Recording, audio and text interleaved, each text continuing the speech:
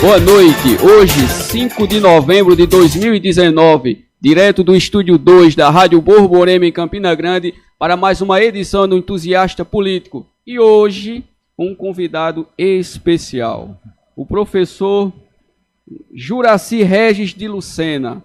Na minha opinião, eu que fui aluno da UEPB, é uma sumidade na UEPB, já que o professor Juracy é professor do Departamento de Química da Universidade Estadual da Paraíba e também é doutor em Físico-Química. Daqui a pouquinho uma entrevista com ele, vai contar sobre questões de diversidade, problemas da UEPB, questões do Enem, vamos debater também aqui assuntos referentes ao Futuracy e muito mais. Daqui a pouquinho, desde já, também quero aqui dizer que a Prefeitura Municipal de Campina Grande anunciou a tão esperada entrega das casas do Aloysio Campos e também anunciou a vinda do presidente da República também para prestigiar a entrega do complexo modal do Aloysio Campos.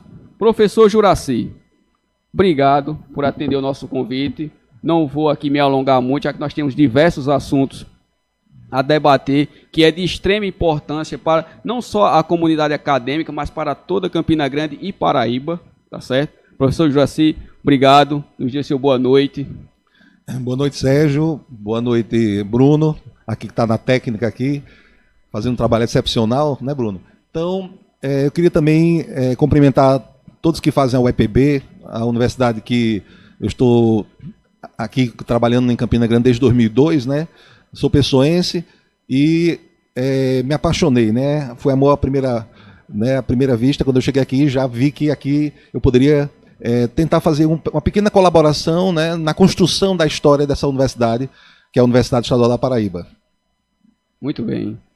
Professor, o último final de semana, o último domingo, ocorreu a edição do Enem, né? Que logo no início do ano, na questão da transição de um novo governo, houve muitos problemas, houve problemas com a gráfica e tudo mais, mas o que o Ministério da Educação acaba pulverizando de informações no noticiário é que o Enem 2019 foi um sucesso. Na sua opinião, como professor da UEPB, já foi diretor de departamento, como é que o senhor viu esse ano a edição do Enem 2019?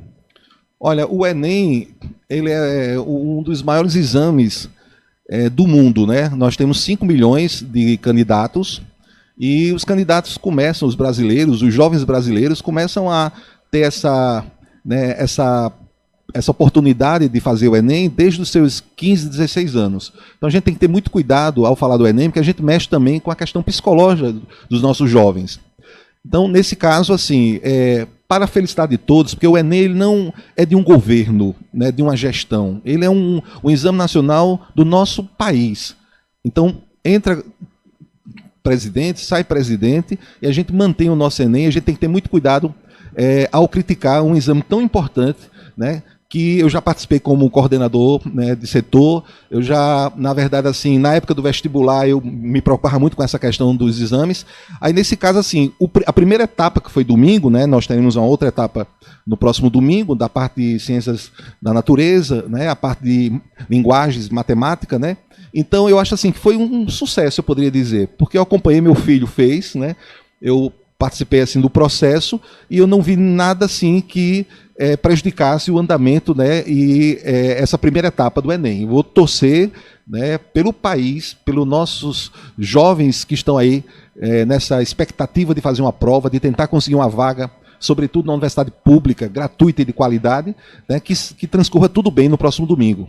Professor, o senhor, nessa senhora falou a questão do Enem, que é importante, mas alguns professores eles remontam e dizem que o Enem tem muito problema e que alguns professores até são adeptos da volta do vestibular tradicional, aquele que seria feito pelas universidades próprias, né, como a UEPB tinha o seu vestibular, a UFCG. Então, necessariamente, o senhor seria favorável a uma volta da questão do vestibular pelas universidades ou a continuidade do Enem?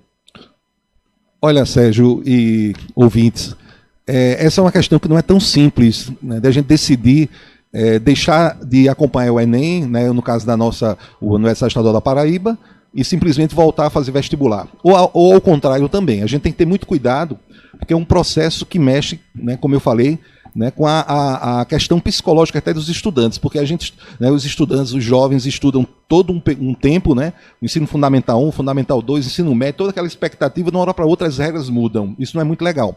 Eu já fui contra, por exemplo, da Universidade Estadual da Paraíba completamente ficar adepta ao Enem, né, ou seja, todas as nossas vagas ser do Enem. Naquela época eu fui contra, eu era diretor de centro, e eu preferi, né, eu tinha assim, a preferência do vestibular da UEPB, que era um vestibular consagrado, muito importante, né, que realmente era a comissão do vestibular da UEPB sempre foi muito elogiada, né? Então, nesse caso, eu era contra. Agora, inclusive, você falou, a Universidade Estadual da Paraíba está estudando uma possibilidade de deixar de acompanhar o Enem. Isso é uma coisa que a gente tem que discutir com muita calma, discutir em todos os departamentos, tá? Conversar com todos os diretores de centro, porque isso não é uma discussão, é uma decisão de gestão. Tá? Isso não pode ser uma decisão unilateral. Unilateral, né? Por exemplo, porque na época que deixamos de fazer o nosso vestibular era por questão financeira, porque se gastava 500 mil reais e a universidade, né, sempre nessa questão da crise financeira, achou melhor aderir ao Enem. Aí agora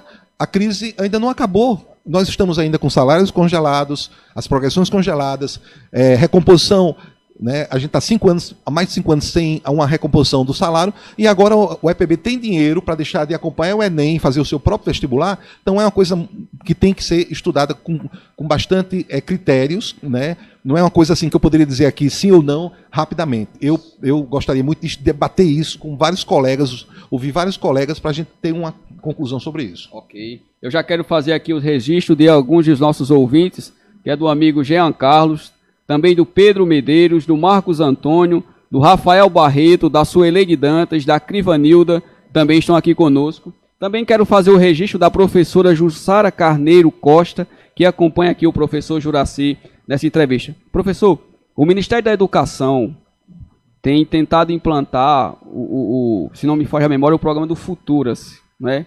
Que em algumas universidades aderiram e outras não. Mas o senhor hoje, como professor universitário, como é que o senhor vê esse projeto do governo federal na questão do Futuras?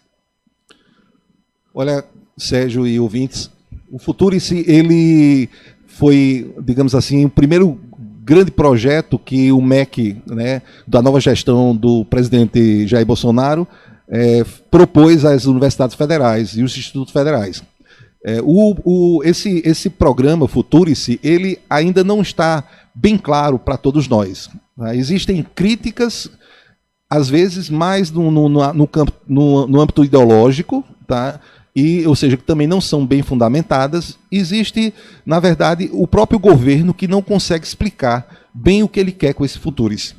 Então, nós, né, que fazemos uma universidade pública, como a Universidade Estadual da Paraíba, mesmo que o Futurice é um programa federal, não atinge a Universidade Estadual da Paraíba, mas a gente vê com bastante cuidado, né, do que, o que é que o governo quer por trás do Futurice. Agora, a gente precisa também analisar que por que um governo novo que entra, ele já chega com esse projeto? Será que as universidades, eu digo todas as universidades públicas do Brasil, as federais, estaduais, as municipais, será que elas não estão precisando, né, de fazer uma autoavaliação, né? Como é que a universidade hoje funciona? Será que nós temos uma universidade do século XXI, mas ela funcionando ainda como se estivesse no século XX? Porque cria-se exatamente, né, um terreno fértil para vir um governo, né, de direita, um governo conservador, com essas propostas, querendo que a universidade tenha um retorno, sempre um retorno financeiro, que a universidade se autossustente. Né? O Futurice vem com essa proposta que o Brasil não tem mais dinheiro para sustentar as universidades. Né? Isso é muito preocupante. Isso é muito preocupante para todos nós. Na verdade, tem algumas coisas do Futurice que dá para analisar, que poderia ser até importante, interessante para as universidades. Mas quando pensa, né, num projeto que a gente vai substituir o financiamento público pelo financiamento privado, isso é muito preocupante. Tá? Então, é a minha visão do Futurice. Agora, eu preciso estudar mais para entender bem, porque como eu não atingi a UEPB, eu fiz algumas leituras, tá? Mas não tive condições de debater com meus colegas das federais, né, do que eles estão pensando, né, tá certo, sobre o Futurice. Outra questão também, professor, é que a parte econômica do governo federal já está quase que no forno aí preparado uma reforma administrativa que tem no ensejo principal, como quase que lá, parte principal, a perca da estabilidade do servidor. Aquele que agora faça concurso não terá aquela garantia após os 2 anos de estágio probatório da questão da efetividade, né? Então, como é que o senhor consegue enxergar essa parte aí do governo, essa parte? Porque, infelizmente, é como se fosse um desmantelamento do serviço público. Exato, Sérgio. Eu queria até ressaltar aqui que nós, da Universidade Estadual da Paraíba, já estamos sofrendo um pouquinho disso há vários anos, né? Porque, por exemplo, as nossas progressões funcionais foram congeladas, né? Então isso já também a gente considera perda de direito. Você tem lá uma lei que garante, né, o plano de cargos, carreira e remuneração, e de uma hora para outra você não pode progredir. Tá? Foi no governo Ricardo Coutinho que nós tivemos esse congelamento. Nós também estamos com os salários congelados, então a gente já vem com isso aqui mesmo no governo do Estado. E a gente se surpreende agora também no governo federal, até eu vi um comentário hoje de um colega, né, que parece que o governo federal aprendeu com o Ricardo Coutinho, né? Então o governo federal, na verdade, vem com essas propostas, né, para tirar a estabilidade do servidor público. Aí eu também digo eu falo também uma questão, né? O que é que nós, servidores públicos, estamos fazendo para que a gente não perca a credibilidade com a sociedade e a própria sociedade possa nos defender desses ataques? Porque aí o que me preocupa é ver que parte da sociedade, né, apoia essa ideia do governo federal.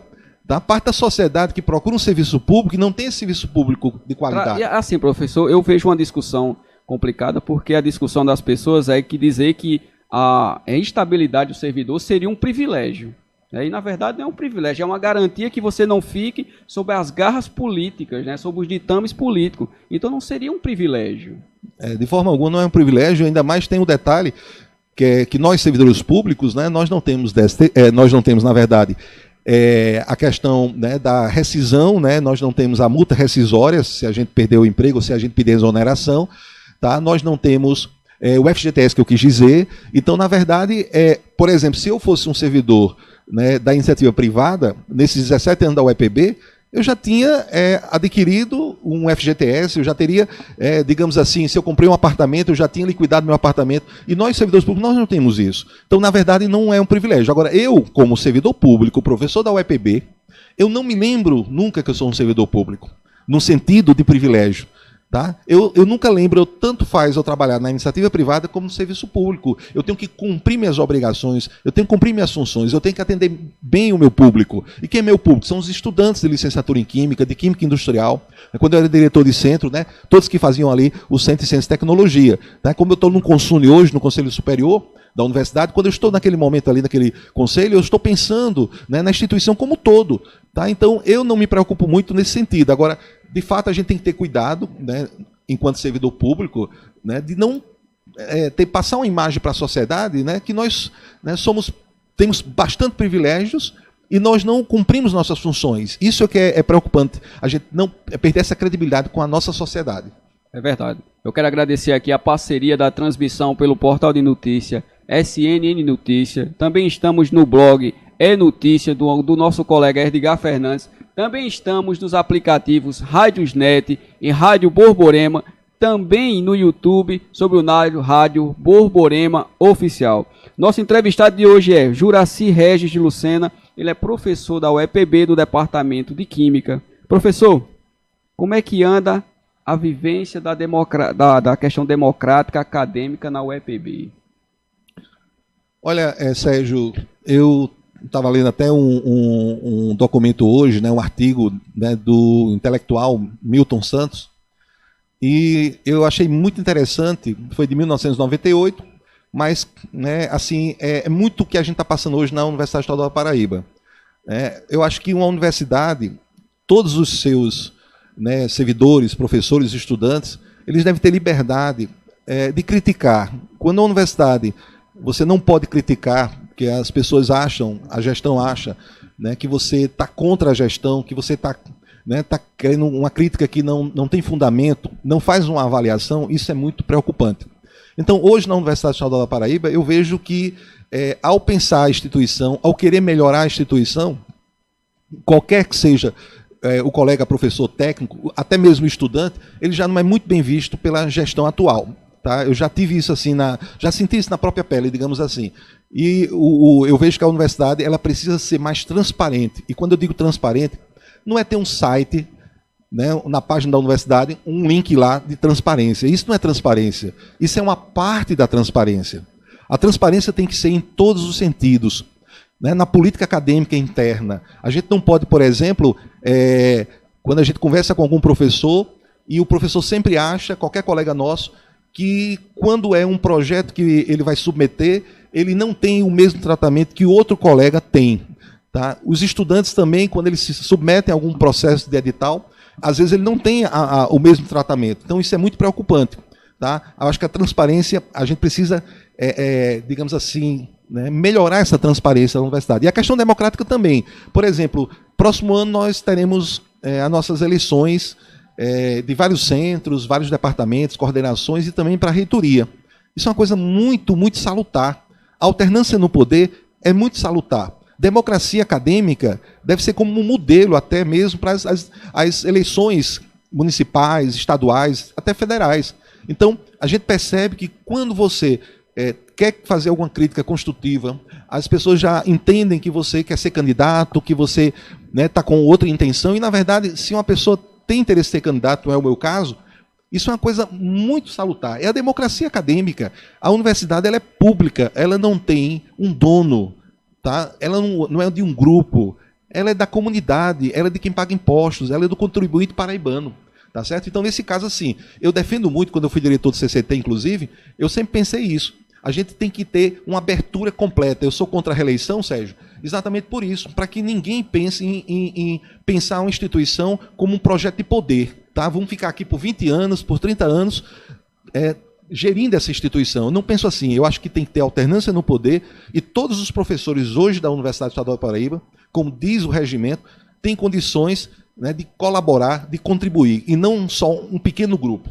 É verdade. Hoje a UEPB ela é grande, né? Mas infelizmente os anos estão se passando e a questão da gestão ela não tem muito aquela questão da publicidade de muitos atos da UEPB. Um desses casos foi o senhor acabou de falar que está se pensando na UEPB a mudança da questão do vestibular, não é isso? A retirada do Enem. Então é necessário que junte lá a questão acadêmica e avalie essa questão. Agora, professor, muito se fala que na questão da importância, e o senhor vive a UEPB, o seu discurso agora é de um professor, de um servidor que tem preocupação com a UEPB, que tem preocupação com a parte democrática, mas a importância da UEPB no contexto paraibano, professor? Sérgio, a Universidade Estadual da Paraíba, ela tem uma importância assim, fenomenal no nosso estado. Ela, sobretudo, ela é um centro de formação de professores. Se você vai em qualquer escola do estado da Paraíba, seja ela uma escola pública, seja ela uma escola, né, da rede privada, você vai encontrar um professor, um profissional formado na UEPB. Se você vai no consultório de fisioterapia, no consultório de odontologia, se você vai no escritório de advocacia, tá? Temos aqui a presença de dois egressos da UEPB, o Sérgio e o Bruno, né? Do curso de jornalismo, do curso de química e direito. Então, essa é a UEPB. É a UEPB que ajuda ao desenvolvimento do nosso estado da Paraíba, que muda a vida das pessoas. Tá? Então, a Universidade Estadual da Paraíba ela precisa se mostrar mais. Ela não pode ser uma universidade que sempre está nos meios de comunicação, sempre em crise, sempre em busca de mais dinheiro. A universidade tem o que mostrar. Ela não tem só o que pedir. Ela precisa ter uma interação maior, por exemplo, com o governo do estado, com as prefeituras. Quantas escolas públicas nós temos aqui em Campina Grande? E quantas dessas escolas têm uma interação estreita com a nossa instituição? Com os cursos de licenciatura em Química, em História, em Geografia, tá? Em Física e Matemática. Será que essas licenciaturas elas conversam entre si?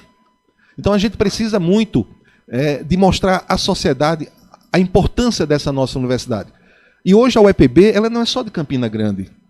Ela não é só de Lagoa Seca nem Catolé do Rocha. São 8 campi, né? Então espalhados por todo o estado da Paraíba. A importância da UEPB também, do ponto de vista econômico. Quando a nossa instituição está lá em Monteiro, ela faz um diferencial na economia de Monteiro. Quando ela está lá em Araruna, a mesma coisa. Tá? Então, nós estamos espalhados por todo o estado da Paraíba e precisamos mostrar à sociedade, ao governo do estado, a todos os municípios, que a UEPB, né, deve estar de portas abertas, tá? Para fazer interagir com todos esses entes, né? Porque nós temos condições, né, de fazer parceria, né, com todas essas entidades, inclusive também com a iniciativa privada. Por que não? Temos condições também de fazer, por exemplo, curso de Química Industrial, né, o curso de Engenharia Sanitária e Ambiental, entre outros cursos, Engenharia Civil em Araruna. Tá? Então, é isso que a UEPB, eu entendo, né, como uma importante instituição, tá, de transformação do nosso Estado. Eu quero fazer aqui o registro também do Edmilson Cândido, também está na audiência hoje, um entusiasta político.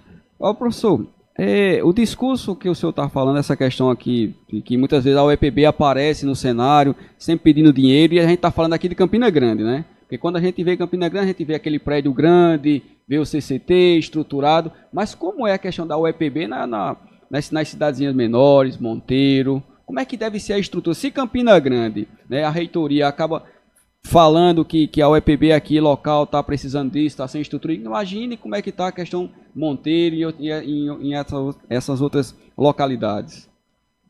Pois Sérgio, na verdade é o seguinte, a nosso Campus 1, ele representa cerca de 70%, né, de todo, né, o investimento que é feito na nossa instituição pelo governo do estado da Paraíba, que é o órgão, né, que é a mantedora da nossa instituição. Tá? Os outros campi, eles têm uma pequena, né, assim, um custo, né, um investimento um pouco menor. Tá? Mas nós realmente precisamos ter melhorias, eu acho que em todos os 8 campi. A infraestrutura da UEPB, ela requer, e isso é em todas as instituições de ensino superior, porque a universidade ela é dinâmica. A gente não pode, mesmo que houvesse uma construção de uma universidade completamente nova, depois de 2 anos, 3 anos, você tem necessidade de estar realmente mudando a infraestrutura, adquirindo nova tecnologia, tá? Contratando novos professores visitantes. Então a universidade é muito dinâmica. Por exemplo, o campus de Monteiro foi inaugurado agora há pouco pelo governo do estado, ainda no finalzinho do governo de Ricardo Coutinho, um prédio novo, tá, que deu digamos, uma qualidade melhor, que antes era um prédio alugado, ao corpo docente, aos técnicos e aos estudantes de Monteiro. Tá? Patos funciona ainda numa escola pública do estado, tá? Uma parceria que tem com o governo do estado. Araruna também tivemos várias reformas, então a infraestrutura da Araruna, dos cursos de odontologia, engenharia civil e da licenciatura em física, né, uma estrutura relativamente boa. O Campus 5 de João Pessoa está, na verdade, prestes a ser inaugurado, né, uma infraestrutura que foi uma parceria direto com o governo do estado e aquele centro, o Campus 5. Então, o CCT, por exemplo, que você citou, que você estudou lá, foi nosso aluno de Química, nós inauguramos no ano passado, na verdade esse ano ainda, mas estamos começando esse segundo semestre, os novos laboratórios de Química, que eu até convido para você conhecer. Então, são laboratórios de primeiro mundo, né, uma infraestrutura que custou em torno de 2.600.000, né, recursos da própria Universidade Estadual da Paraíba. Então, nós temos uma infraestrutura que carece de melhoria, porque o processo é dinâmico, mas estamos correndo atrás disso. Tá? Na verdade, o que nós temos de financeiro hoje, da Universidade Estadual da Paraíba, dependendo da forma de gestão, né, isso é uma coisa muito particular, é uma coisa discricionária da atual gestão. Eu não vou aqui dizer, por exemplo, que eu teria ideias de fazer outras coisas, né? Na verdade, cada um tem a responsabilidade da sua gestão. Então, eu acredito assim que, mesmo com o financeiro que temos hoje, tá, cerca de 300 milhões de reais ano, a Universidade Estadual da Paraíba teria condições, sim, de fazer algumas melhorias. Tá? Isso é uma coisa que eu entendo que pode ser estudada e pode ser feita ainda. Agora, professor, necessariamente o olhar da atual gestão para esses campos Monteiro, Patos, ele tem a mesma visão como tem aqui na visão de estrutura. Nem vai ter, porque tem, o senhor já falou até que Patos funciona numa escola, né? Mas por que ainda não conseguiu aumentar e ter um investimento maior nesses lugares? Olha, eu queria até destacar que você fala da questão, né, a gente falou agora há pouco da questão da transparência, né? E a gente percebe um detalhe que acontece na nossa Universidade Estadual da Paraíba, quando tem eleições de direção de centro, né, direção de Patos, direção de Monteiro, direção de João Pessoa, né, existe sempre um movimento político, né, para que tenha um candidato um pouco alinhado com a administração central e sempre tem um candidato também de oposição. Tá? Eu acredito o seguinte, no meu entendimento, quando você tem diretores independentes, e aí eu não estou dizendo que nenhum diretor não seja independente, mas quando você tem um diretor independente, você, na verdade, você tem condições desse diretor cobrar mais da administração central. Tá? Fazer, tá aqui em Campina Grande quase todos os dias. Né? Como, por exemplo, um prefeito de uma cidade que tem que estar correndo atrás. Então, acontece que algumas melhorias foram feitas, e aí eu dou crédito também aos diretores de cada campus, né?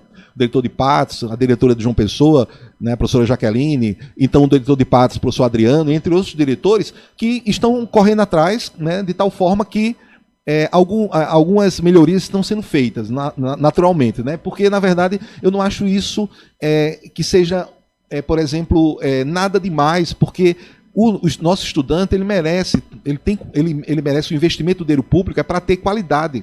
Um aluno tem que ter uma sala de aula com qualidade, um aluno tem que ter os laboratórios de graduação com qualidade. Tá? O campus tem que ter uma estrutura boa. Tá? Então, a questão do restaurante universitário, a gente nota que nós temos uma carência muito grande na questão dos restaurantes universitários. Inclusive, teve uma manifestação a semana passada, né, sobre os estudantes fizeram um grande distribuição e de feijoada, né, a R$2, eu acho que a R$2,50, né, criticando porque nós temos um restaurante que custa R$8. Nós temos as bolsas, que tem alguns estudantes que têm gratuidade, mas, na verdade, será que nosso orçamento de 300 milhões de reais, será que não poderíamos investir mais na assistência estudantil?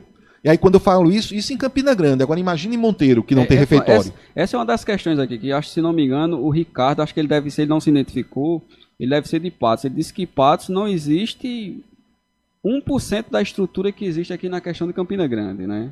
Lá, palavras dele aqui, a gente está entregue aqui às baratas, aqui na UEPB em Patos. Perfeito.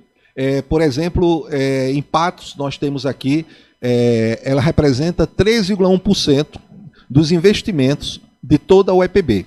Tá? Então, os investimentos realmente são muito, muito pequenos. Até para o nosso ouvinte aí, dar um dado importante atualizado de hoje, né? Patos foi investido até hoje 6,3 milhões de reais, tá? Dados da transparência da UEPB. Então, realmente, Patos já merecia ter um campus universitário. E uma coisa interessante, eu não sei se o nosso colega de Patos, Ricardo, ele sabe, né? Ricardo. O Ricardo, você sabia que tem um projeto arquitetônico para a construção do campus de Patos, que foi feito, né, no escritório de Oscar Niemeyer, no Rio de Janeiro, que custou cerca de 300 mil reais, só o projeto arquitetônico? Então, é aquela questão, né? Então, faltou uma vontade política, seja da gestão da universidade, seja a falta desse entendimento entre governo de Estado e reitoria nesses últimos 8 anos, e aí quem paga? Né? É quem está lá na ponta, são os estudantes, são os docentes de Patos, são os técnicos de Patos. E uma coisa interessante é que, o que é que a gente percebe? O esvaziamento desses campi do interior. Então o professor passa no concurso para Patos, ele não tem uma estrutura de qualidade para trabalhar, tá? Ele não tem uma sala de professor, ele está, na verdade, ministrando aula, como você falou, né, num prédio adaptado de uma escola pública, tá? Salas adaptadas, né? Tem ar-condicionado? Tem, mas é tudo bem muito adaptado. E o que é que acontece? Ele não vê a hora de pedir transferência, né, de sair de Patos. E o que é que a gente tem em Patos? Muitos professores substitutos. O que é que nós temos em Monteiro? Muitos professores substitutos. Isso é uma preocupação grande, porque se você já está no interior e você tem uma infraestrutura, tá, você tem um acolhimento, você tem condições de trabalho, condições mínimas, tá, você não pensa em sair daquela cidade. Você, na verdade, quer continuar colaborando. Né? Eu confio na capacidade e no interesse, na responsabilidade de todos os nossos colegas professores. Mas aí você está numa cidade que não tem, né, no campus, que não tem aquela infraestrutura necessária, né? Tá? Então é isso que acontece em Patos, é isso que acontece em Monteiro, né? E em João Pessoa também, que até hoje ainda está funcionando na escola José Lins do Rego, lá no Cristo. Tá? Tem esse novo espaço que vai ser inaugurado, mas durante todos esses anos, né, mais de 10 anos de inauguração, né, temos lá funcionando uma escola pública lá no bairro do Cristo. Eu quero aqui registrar também aqui a audiência do Dr. Rafael Holanda, que ele diz o seguinte: o funcionalismo público começou a se apagar com Lula, pois se apresentou um papel para abrir a mão das coisas que tínhamos, ganhou na justiça para fazer uma evolução de cargos e salários, enrolou e fechou a progressão. Aqui o nosso ouvinte Francisco Caetano, que é presidente da associação ali do São Januário, ele faz a seguinte pergunta. Ele pergunta por que os professores da rede pública só fazem protesto em dia de semana. Isso daqui a gente vai pegar a questão também de um gancho, com relação também às questões das greves, a greve que é a bandeira de luta da UEPB, não é, professor? Pois é, a questão é o seguinte, nós tivemos até, inclusive, algumas paralisações que a nossa associação, a do UEPB, ela acompanhou as paralisações da UFCG, das federais, certo? E, por exemplo, tivemos as 2 dias de paralisação da UFCG e aprovamos na Assembleia mais um dia de paralisação da UEPB. Então a universidade parou, né, 3 dias. Isso, quando não é feito com muita responsabilidade, a gente tem que criticar, a gente tem que fazer mobilizações, a gente tem que fazer manifestações, mas a gente tem que ter muita responsabilidade com os nossos estudantes. Tá? Então, nesse caso, a UEPB parar 3 dias, como é que a sociedade vê a instituição? Como é que a universidade, como é que a gente pode ter credibilidade, né, de fazer com que a sociedade, né, defenda a instituição pública? Então, isso é uma preocupação muito grande. Por exemplo, as últimas assembleias da UEPB, nós não tivemos praticamente quórum. Você nota que nós temos na Universidade Estadual da Paraíba, nós temos 840 docentes efetivos. E nós temos um número de filiados na associação, né, na do UEPB, um número de filiados muito, muito pequeno. E quando você vai para a Assembleia, que teve uma na semana passada, você tem 15 pessoas participando da Assembleia. E são 15, 20 colegas que aprovam essas paralisações. Tá? Isso proposta da mesa diretora da do UEPB. A gente tem que ter muito cuidado com isso. Precisamos cobrar a quem deve ser cobrado. Precisamos realmente defender a universidade pública, mas não podemos perder, né, o apoio da sociedade, o apoio do pai do estudante, o apoio do aquele que paga imposto e que ele não é professor universitário, ele não tem um cargo público e ele percebe, como nesse nosso colega ouvinte, que diz, pois, porque as paralisações geralmente, né, são dias de semana, né? A gente deixa de estar em atividade pública, né? Tá certo? O ouvinte aqui, Rafael Sindrônio, ele disse que a filha dele hoje faz mestrado em João Pessoa e não recebe nada. Ele disse que a filha dele faz mestrado em biomedicina. Já relacionando essa questão da UEPB, a questão dos mestrados, um aluno que entra num curso de mestrado, ele recebe bolsa hoje na UEPB, professor? Os programas de pós-graduação, não só da UEPB, mas de todo o Brasil, eles, quando estão no início, quando são programas novos, eles têm um número de bolsas reduzidos. Então você começa, né, o programa começa com conceito 3, e aí você tem um número de bolsas iniciais, um exemplo, 5 bolsas para a primeira seleção. E aí, com o andar do curso, que tem as avaliações, né, em 4 anos, essa nota de 3 pode subir para 4 e podem surgir novas bolsas. Com o contingenciamento do governo federal, né, sobretudo do Ministério da Educação, que diminuiu verbas aos programas de pós-graduação, o número de bolsas não foi aumentado. Então, um programa que tem conceito 3, que tem 5 bolsas, que poderia ganhar mais uma bolsa esse ano, ele ficou sem essa bolsa, continuou com o número de bolsas igual a 5. Tá? Então, a filha do nosso ouvinte, né, deve estar num programa novo, com poucas bolsas, e aí é a situação difícil. Eu fiz mestrado com bolsa, eu não conseguiria ter feito naquela época sem bolsa. Eu tenho vários alunos do mestrado em Química, que nosso mestrado em Química, ele também é conceito 3, é um curso novo, agora que completou 4 anos, e nós também só temos atualmente 5 bolsas. Então, vários alunos de mestrado estão cursando a pós-graduação sem bolsas. Já o doutorado, praticamente todos que entram no doutorado, eles conseguem bolsa, porque para ter o doutorado, o programa tem que estar com conceito 5, 6, e aí já adquiriu um número de bolsas razoável, e aí você tem bolsas suficientes, pelo menos, para as seleções de doutorado. Isso no meu entendimento, né? Certo.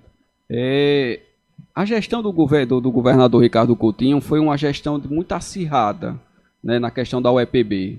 Né, tem questão do repasse, já que a UEPB conquistou a questão da autonomia, mas na gestão do ex-governador Ricardo Coutinho, parece que não havia lá um diálogo muito franco nem aberto. Atualmente hoje, com o atual governador João Azevedo, professor, existe abertura desse diálogo?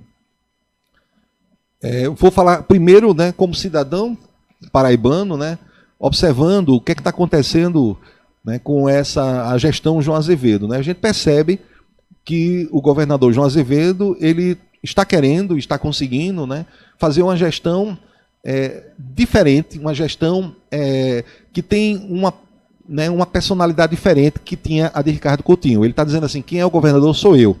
Tá?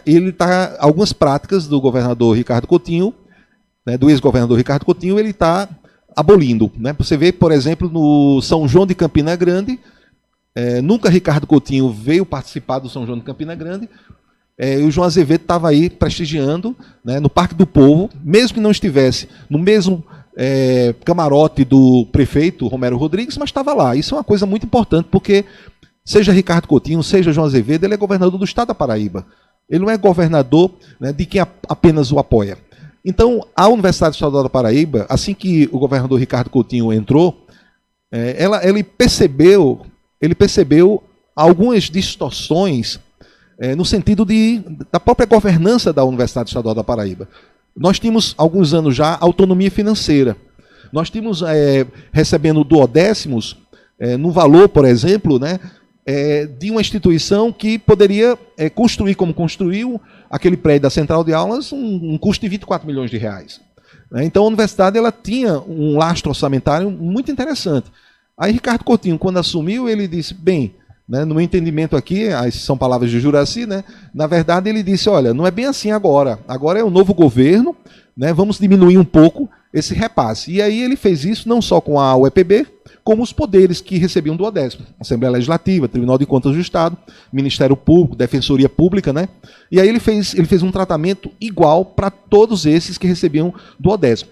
E isso impactou diretamente na nossa instituição, porque ela vinha, né, numa certa, né, sequência, né, num certo, né, assim, um gasto e um investimento que era feito, né, que não se preocupava muito com o dinheiro. A gente tinha muito dinheiro. Já vi, por exemplo, tem alguns pró-reitores que falavam, né, nossa universidade ela é rica, ela tem muito dinheiro para gastar. Isso, houve esse choque quando o Ricardo Coutinho assumiu e disse que não era bem assim. E com essa redução toda, nesses 8 anos do governo Ricardo Coutinho, a UEPB, digamos assim, ela teve que se apertar, ela teve que se organizar em alguns sentidos, né? E o governo de João Azevedo, ele está realmente nessa mesma linha. Ele não vai, por exemplo, ele mesmo sendo outro governo, como eu falei no início, mas ele quer que a universidade diga, né, para que ela veio, o que é que ela, qual é o que é que ela pode fazer, por exemplo, para contribuir, como eu falei aqui já hoje, para o desenvolvimento do Estado. Ela não pode ser uma instituição que sempre nas audiências com o governador, ela sempre a pauta seja mais dinheiro, aumentar o orçamento, aumentar o financeiro. A universidade ela tem que ter uma conversa mais institucional e dizer ao governador João Azevedo, que é um governador, né, técnico, tá? Menos político e mais técnico, e o que é que nós podemos fazer enquanto instituição para ajudar na própria gestão dele para mudar a vida do paraibano. Tá? A gente não precisa apenas viver como fosse uma bolha, a UEPB é uma bolha, né? Os bairros ali ao redor da UEPB,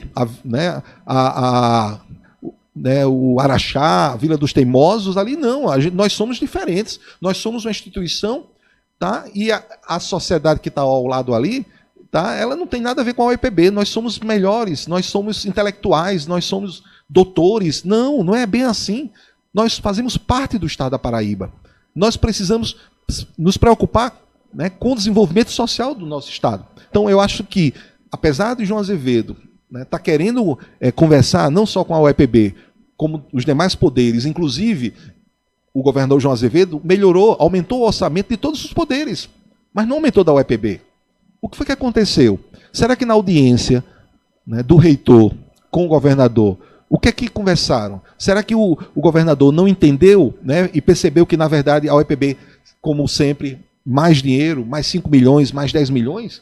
Tá? Então, essa é a minha visão. O João Azevedo ele pode sim ser um importante, né, governador nos próximos anos para a nossa UEPB, mas a nossa instituição é que tem que dizer o que é que ela quer, tá? Para que ela veio, tá? Como ela pensa como instituição. Muito bem. Nós estamos hoje nessa noite na Rádio Borborema, aqui no Entusiasta Político, com o professor Juraci Regis Lucena, debatendo um pouco da UEPB. O UEPB essa que é um patrimônio, né, da Paraíba, né? Tem muita gente que não consegue entender isso, mas a UEPB é um patrimônio. Professor, o senhor tem agora campo aberto para falar do assunto que o senhor quiser falar sobre o UEPB, questões internas, problemática, fora essa questão de autonomia que o senhor já falou. O senhor tem pauta livre agora para falar sobre o que o senhor achar melhor. Eu quero me dirigir, né, a todos os meus alunos, né, dos cursos de Química, a todos os colegas técnicos, professores, colegas de trabalho da nossa instituição. Eu me preocupo muito com a nossa UEPB, porque como o nosso colega Sérgio falou aqui, é um patrimônio do povo paraibano. Mas esse patrimônio ele não pode ser só no discurso, não. Ele tem que ser na prática. Nós temos que dizer à sociedade que nós estamos lá na UEPB para ter parceria com toda a comunidade. Tá? Nós temos cursos da área de saúde que pode estar mais próximo da sociedade. Nós temos cursos da área de humanas que deve estar mais próximo da sociedade. Então a gente não pode ser uma instituição blindada. E uma coisa importante é que qualquer um colega da UEPB que queira criticar a nossa instituição no sentido, né, construtivo, né, ele tem que ter liberdade para isso, porque nós queremos que ela melhore a parte de ensino, de pesquisa, de extensão, a parte de gestão, de governança. Por exemplo, hoje estamos passando por uma situação, né, da assistência estudantil. Né? Será que a universidade que investe hoje, anual, 5 milhões de reais na assistência estudantil, quando a gente fala 5 milhões, poxa, né, numa propaganda interna da administração central, parece muito dinheiro. Mas nós temos um orçamento de cerca de 300 milhões. Faça o cálculo em percentual. Quanto representa 5 milhões em 300 milhões? Será que nós não podemos aumentar esse percentual? Porque o nosso estudante, quantos estudantes de Química, Sérgio, desistiram do seu curso porque não tinham um restaurante universitário? Quantos estudantes hoje da UEPB saem dos seus municípios de 4h30 da tarde, 4 horas da tarde, nos seus ônibus, nos ônibus das prefeituras, e chegam na UEPB e vão direto para a sala de aula e não tem um dinheiro do lanche? Um jantar no restaurante universitário de todos os campi, em Guarabira, que é o nosso segundo maior campi, deveria ter um restaurante universitário. Então, eu conheço, e todos conhecem, acho que todos os ouvintes aqui, tá? Estudantes da UEPB que desistiram de um sonho, não vão conseguir mudar de vida. Tá? Por quê? Porque a UEPB não adianta ter apenas a questão da cota do ingresso, e quando o aluno chega, se ele não tiver condições quase de inexistência, porque o que os editais da nossa instituição cobra, né, da assistência estudantil, você tem que provar que, na verdade, não está nem sobrevivendo. Como é que você foi até a Pró-Reitoria da Assistência Estudantil fazer aquele cadastro? Porque você tem que dizer que não tem condições nem de se alimentar de nada. Então não pode, às vezes, né, agora mesmo nós estamos passando pela questão, né, discutindo as vagas do restaurante universitário, e a Pró-Reitora da Assistência Estudantil, ela falou que tem vaga sobrando. Mas como tem vaga sobrando? Num país com crise, nós conhecemos nossos estudantes, a nossa clientela, tá? Filhos de trabalhadores, eles queriam uma vaga no restaurante, mas aí está sobrando vaga porque, para se enquadrar no que o edital pede, na verdade tem que sobrar vaga mesmo, que você tem que ou mentir, ou então você, na verdade, não tem condições de ter nenhum computador para fazer o cadastro, né, do edital. É quase que viver abaixo da pobreza. Abaixo, né, da linha da pobreza. Então, eu acho sim que todo estudante, independente, ele pode até, o pai ter uma certa condição financeira, mas ele é um cidadão brasileiro, é um cidadão paraibano, todos nós pagamos impostos. Então, imagina se eu não vou ter bolsa de mestrado, se eu não tinha acesso ao meu restaurante universitário na UFPB em João Pessoa, quando eu fui aluno de graduação, porque meu pai ganhava um salário que, na verdade, não era um salário de uma pessoa, né, abonada, rica, mas, na verdade, eu teria que provar que meu pai estava desempregado, minha mãe está desempregada. Então, eu acho que a gente precisa melhorar bastante. Quando eu faço uma crítica aqui, eu faço uma crítica para a gente ter condições de dar uma resposta melhor aos nossos estudantes, que eu vejo que eles estão sofrendo bastante nessa questão da assistência estudantil. Mas outros problemas também a gente pode melhorar. Tá? Por exemplo, as licenciaturas da UEPB, elas não conversam entre si. Nós podemos Sérgio, já deveríamos ter um centro de formação de professores, porque nós temos todas as licenciaturas. Então, às vezes, no mesmo centro, como no CCT, a licenciatura em Física não conversa com a licenciatura em Química, que não conversa, por sua vez, com a licenciatura em Matemática. E aí, cada um por si. Quantas licenciaturas em Matemática nós temos em todo o estado da Paraíba? Elas conversam entre si? Não. Então, nós precisamos melhorar, né? Nós precisamos criar o fórum das licenciaturas individuais, o fórum das licenciaturas em Químicas, da Física. Inclusive, quando eu era diretor de centro, né, foi criado o Fórum dos Diretores com esse mesmo propósito. Foi ideia nossa, ideia minha e do professor Mará, de criar o Fórum dos Diretores, já para ter uma discussão mais integrada. Então, nós somos uma universidade nova, nós somos, né, uma universidade que é patrimônio do Estado da Paraíba, e nós temos que sempre estar olhando para frente para querer melhorar. E nós temos condições, né, de sobra para melhorar e se tornar uma universidade em destaque. E não se tornar uma universidade apenas com 7º lugar no estado da Paraíba. Nós somos, hoje, né, dentro das universidades estaduais, temos a colocação, né, a 7ª colocação. Nós somos muito maior do que isso. Tá?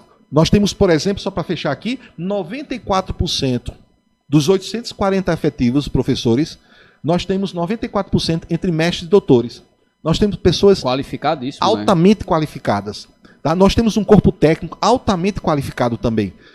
Tá? Nós temos um orçamento e um financeiro com autonomia financeira que temos condições sim de fazer a diferença.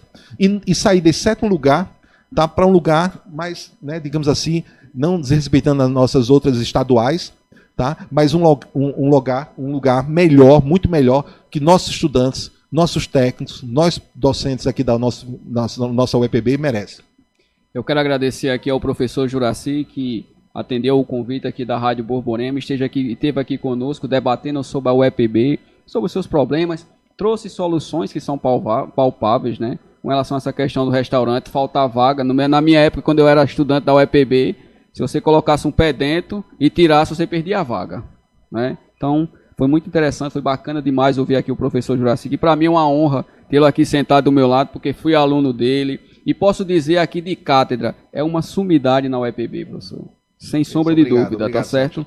Eu quero agradecer e quero que o senhor pode deixar o seu boa noite, se dirigir à academia. Teve muitas aqui mensagens aqui para o senhor, de muitos ex-alunos, muitos colegas que estudaram aqui conosco, mandaram mensagem aqui congratulando o senhor, tá certo? Que bom, que bom. Eu queria mandar um abraço para todos os nossos alunos da UEPB, ex-alunos, né?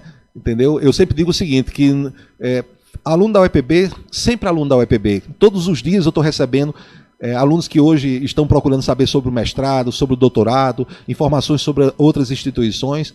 Então, eu sempre digo assim, né, que Juraci é 24 horas online. A gente sempre está, o canal aberto no WhatsApp, né, no Facebook. Tá? A gente tem que ter esse retorno com nossos estudantes. Tá? A universidade, que ela não se preocupa com os estudantes, ela termina enfraquecida e ela vai terminar sendo uma universidade completamente sem vida. Tá? Eu acho que quando a gente visita, Sérgio, a universidade no período de férias coletivas, né, a universidade não tem vida naquele momento ali. Verdade. Eu fico muito feliz quando eu vou na UEPB, vou no CCT, e eu vejo aquele movimento dos estudantes. Aquilo é vida.